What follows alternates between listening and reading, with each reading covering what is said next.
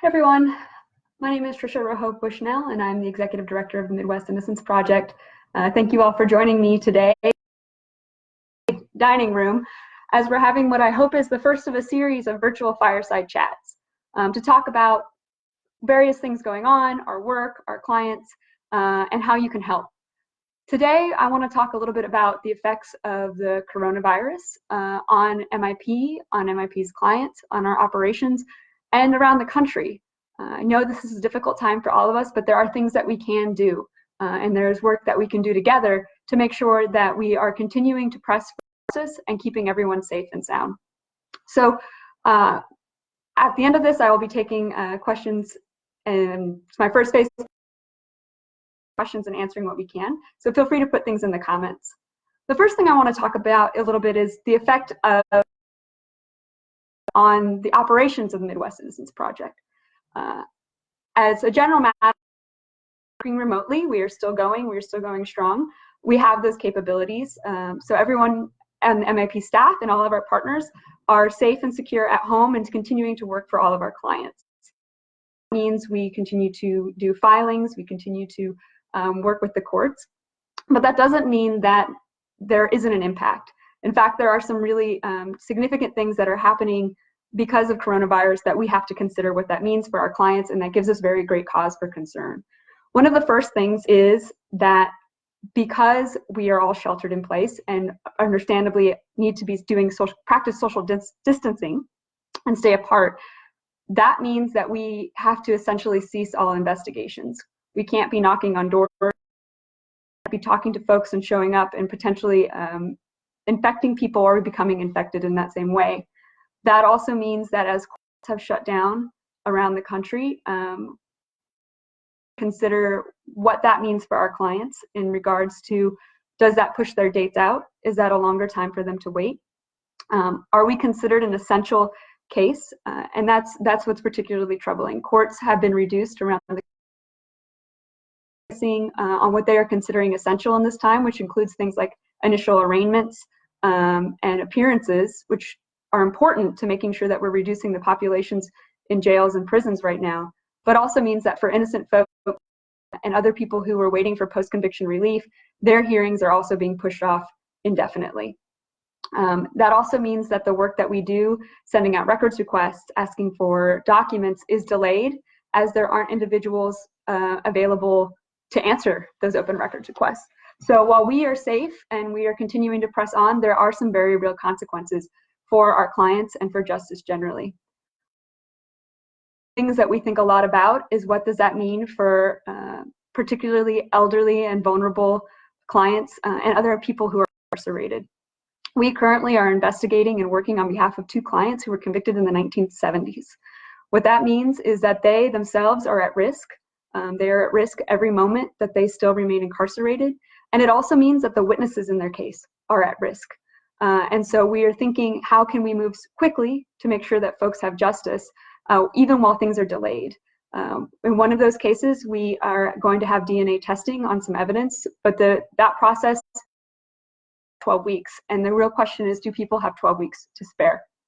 We have been pushing, along with other criminal justice agencies around the country, to make sure that we are reducing the populations in prisons and jails, because it presents a very clear danger to our clients and to other incarcerated people, and also to our families and friends. What this means: prisons and jails are incubators for disease. In the rest of the country, we have all been ordered to distancing, which requires us to stay 6 feet away from each other, to have strict sanitation measures, to wash hands, to have access to soap and water and hand sanitizer, and that is not something that happens in jails and prisons. In jails, people are coming in and out regularly, serving very small sentences. Vendors are coming in and out, and their contact with people sleeping in barracks means they cannot practice social distancing. In prisons, you're looking at people in a cell sleeping very closely together with a toilet right next to their head, with no access to hand sanitizer, right? And as soon as one person gets sick, we know that there's a danger to others. That's why we have joined a number of other criminal justice organizations in our region and around the country calling on our officials to reduce the density in prison and jail population. It affects every individual who is incarcerated. It affects in particular pretrial detainees. Over 80% of the individuals who are incarcerated here in Jackson County, which is Kansas City, in the jail are pre-trial. That means they have a presumption of innocence. They have not yet, and those individuals who do not present a public safety risk should be released to shelter at home and keep us safe. The reality is, if coronavirus, and not really if, when it hits prisons and jails, it will impact not only the vulnerable populations who have very limited access to medical services in jails and prisons. Most prisons have one doctor for the whole facility. It will also impact our medical systems outside. What we know is that when folks who are incarcerated get sick, is they have to be taken to the same hospitals we go to. And what that means is when an en masse population in jails and prison becomes sick at the same time, they will be sent to the same hospitals that we go to that are currently and looking for assistance. That crisis will only be exacerbated, and we can help, and you can help. Right now, the Midwest Innocence Project has a page that we will post in the together letters and calls that you can make to your representatives asking that we reduce the number of folks who are incarcerated right now to let them shelter in place at home. We can halt this spread if we act now and if we do the work.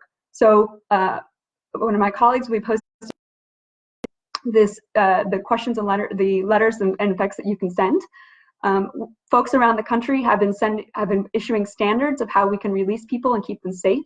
In Iowa, the governor is allowing folks who have already been made parole a number of years to go home. But here in Missouri, our governor has said that folks were given a sentence and they need to serve it. That creates very real crises. If you think about, for example, our client, Rodney Lincoln, who was released on clemency, if he was in his 70s, he would be in the elder care unit, and they would not have the additional protections that we are providing in nursing care facilities, for example, around the country. This is a very real issue that we need to take very seriously to think about how it affects not only our clients, but in addition, correctional officers must go in and out of the prison, and they're coming in contact with folks, and that means when it hits the prison, it will also be coming home to their families. We also recently signed on to a letter to the Missouri Supreme Court in partnership with a number of wonderful organizations that are doing great work on this issue, including the ACLU of Missouri, the MacArthur Justice Center, Arch City Defenders, and also the State Supreme Court to direct courts to release individuals who meet a variety of different classifications. One of those are pretrial detainees, folks who have a presumption of innocence. And the reality is we don't sentence people for any crime to be sentenced to a potentially terminal disease. And we can prevent this, and we can make sure that other folks who are innocent or are still awaiting trial are protected as well. So about how this has affected our operations is, as many of you know, we have a large gala every year that was scheduled to take place in April. That is a significant strain on our organization because we've had to postpone it. We were very excited. Yusuf Salam of the Exonerated Five, also known as the Central Park Five, is our keynote speaker. We are honored to have Will and Senya Shields as our honorary chairs. We don't know yet if we will have a date for that, and we don't yet know what that means. But the gala represents a significant portion of our budget to keep operations alive. So please keep your eye out on that, but also, if you have a moment to give, there's more work to be done at this moment than ever. Not only are we pushing to have our investigations continue, we are also considering what emergency filings can we put out there for clients who are in very real danger, be able to survive, to see that their innocence claims are vindicated or even heard in court. So that's sort of where we are right now. So what does that mean for what folks can do? Asking for folks to be released. We can also ask that people have contact. So right now, prisons around the country, but in particular in our regions, no one is allowed to have visitors from loved ones. So when we think about what it means to shelter in place, and here's the Midwest Innocence Project, we've been doing that for about 2 weeks now. Today makes day 15 for us. It's isolating, right? We are reaching out to each other. We're doing Facebook Lives. We're Zoom video. Folks who are incarcerated don't have that ability. So what we are asking is that prisons make phone calls free. Some have, so that people can stay in touch with their loved one. But also recognizing that phone calls also present a risk because it's a shared phone that is used by inmates all around. And in the time of coronavirus, that is a significant danger. But that also means you can help us write folks and write our clients as well. If you want to contact us at our email address, office@themip.org, we can put you in touch with a client to write directly. Folks are looking for support. We are lucky enough to continue to be able to have legal calls, but we are not able to visit folks either. Also because it would present a safety issue for shelter in place. So continuing to let people know that we are here, that we care about them. The number one question that we get from clients when we speak with them is actually how they want to know what it's like out here. So just writing about your day or what it's like for us to shelter in place is an absolute start to keeping people, letting people know that we're thinking about them and that we're here for them.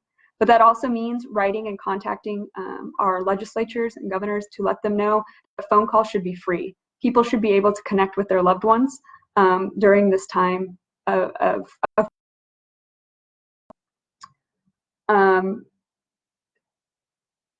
let's see. Trying to see if I can figure out how to see questions and comments. So bear with me for 1 second.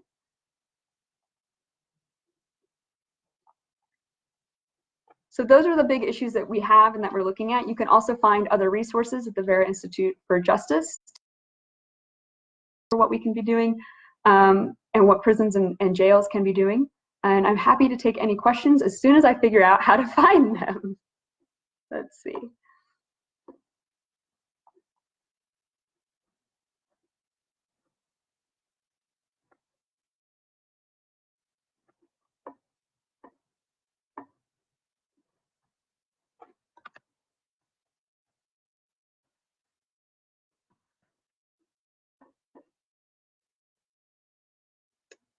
So as we wait to see if there are any questions for folks, the one other thing I do want to let people know is that we are hoping in the coming weeks to continue to come in and let you know what's going on, not just for us, but for our clients and for the work that we are doing.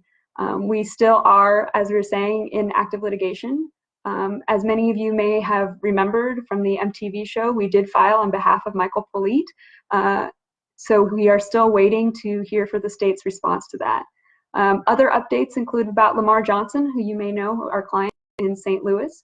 The circuit attorney, Kim Gardner, also agrees that Lamar Johnson is innocent and filed a motion for a new trial to permit Lamar to have a new trial and come home, based not only on the evidence of his innocence, but also evidence she found in her files about payments that were made to the sole eyewitness that were not disclosed to the defense.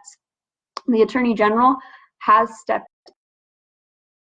He does not believe the court has the authority to order a new trial, or that Kim Gardner has the authority to request a new trial based on this evidence. We went to the Court of Appeals. The Court of Appeals then ordered us to go to the Missouri Supreme Court. We were scheduled to have oral argument on April 14th on behalf of Lamar Johnson to figure out what is the answer, where at this point no one is disputing his innocence, but he's not yet. Because of coronavirus, we are unable to have that oral argument. So we have submitted a motion asking for either oral argument to be heard virtually like this, or in the alternative, to hear the case on the briefs. But the reality is, this is someone that the prosecutor agrees that we know is innocent, and he's still incarcerated at this time when we could be letting him home to shelter in place and to be safe.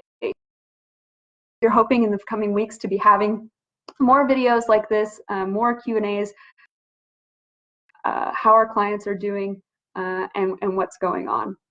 So we have additional cases out of Iowa that we are hoping to have DNA testing in. We are checking with those laboratories to know if they're even going to be able to be doing DNA at this time. So one of the questions that we have is there a better or easier than, say, donating stamps so they can stay in contact with loved ones? Certainly donating stamps is a good way to stay in contact. So JPay is a electronic service that allows folks to stay in email contact in Missouri. In other states, Iowa, Core Links would be that website. Folks can go on there and add funding or stamps to individuals' accounts, or email as well. It's important to know that all email is monitored, and please do not discuss ongoing cases with any of their loved ones. But certainly people would love to hear from you and to know that they're being thought about in this time. So let's see. So, a quick recap. We're still open, we're still working hard, but it has significant implications for our clients. We are concerned about what this is going to mean going forward and for how long it's going to go. Not being able to meet with witnesses or talk to witnesses could have implications. When you're looking, as we are, witnesses have already passed away in some of our cases. So what does that mean when the important witnesses that we are talking to or need to talk to may not make it because they are already either in a vulnerable population because of age or because of other health reasons? How are we going to be able to get into court and be able to ensure that we can prove someone's innocence after this is all over? There's going to be very real questions for the courts about what the evidence is that they will consider, because it will not be any defendant that they couldn't get out there to get that information at that time. So these are all things that we are considering right now. Let's see.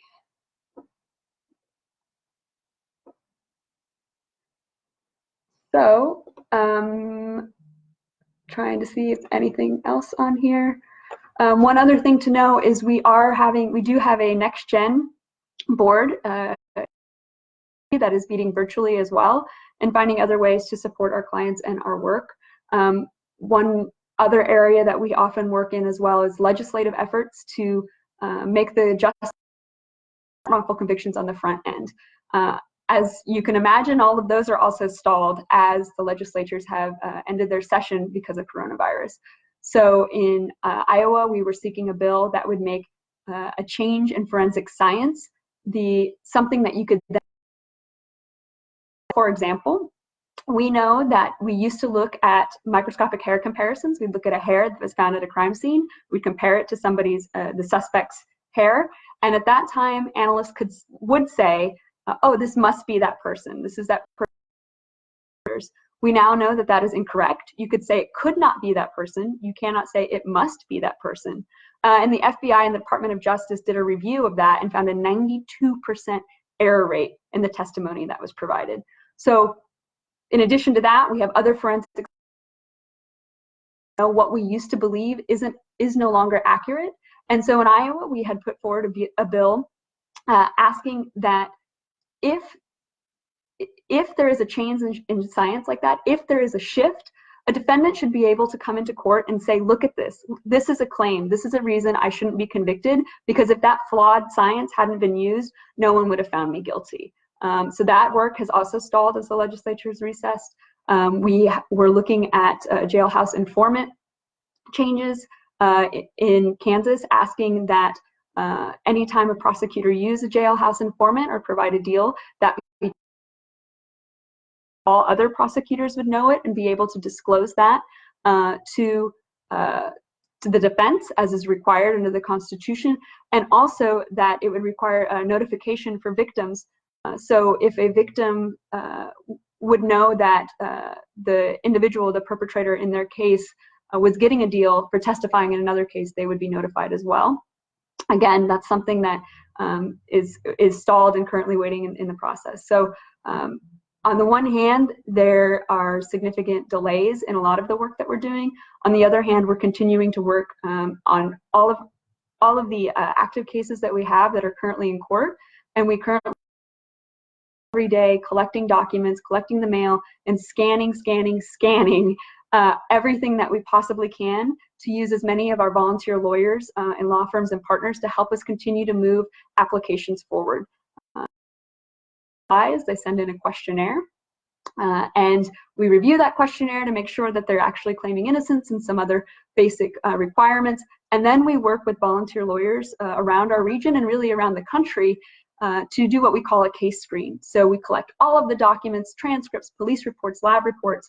We do a training with folks, and we ask them to put together a very complete memo that looks at what was the evidence that was used to convict somebody, what does that person say happened if they know, and then we say, in a hypothetical world, if you had unlimited resources and everything went your way, what could you ever do to break down what the state used to convict someone and build up what the defense says, such that a jury would find differently? And that really lets us know, is there even anything we could do to prove innocence? We review those memos in-house. We do case rounds on them and make the decision about whether or not they'll move on to our investigation waitlist. And an area where we have always had a significant backlog, and we're very lucky to have a number of law firms and other volunteer lawyers who are ready to start doing that process and work towards alleviating that backlog while they are home and sheltered in place. But that means we need to have documents scanned. So we are very grateful to our intake analyst, Kim Lardy, who's going into the office every day and scanning files prepared for people to review and continue to move that work forward. So we have a question of how is Ricky Kidd adjusting to freedom? I mean, I think we would all say that freedom looks very good on him.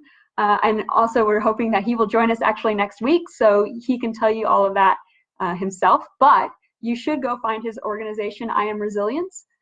He has started, which is helping doing public speaking and trainings to help people understand resiliency is in all of us, right? And what does that mean?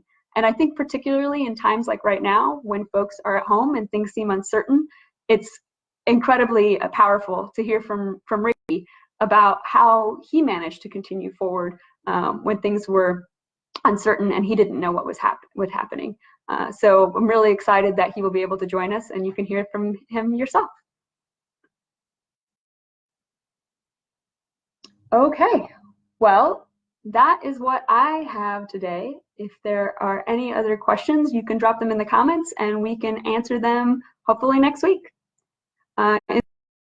Please visit our website that we will be posting in the comments, the resource page of what you can do to contact your representative in your legislature to make sure that we are reducing the population in jails and prisons around the country, that we are keeping people safe, that you are staying sheltered and safe, and we can all do our part. We are very familiar in the work that we do of facing what can seem like enormity, when it seems like you can't, maybe this is a task that is too big.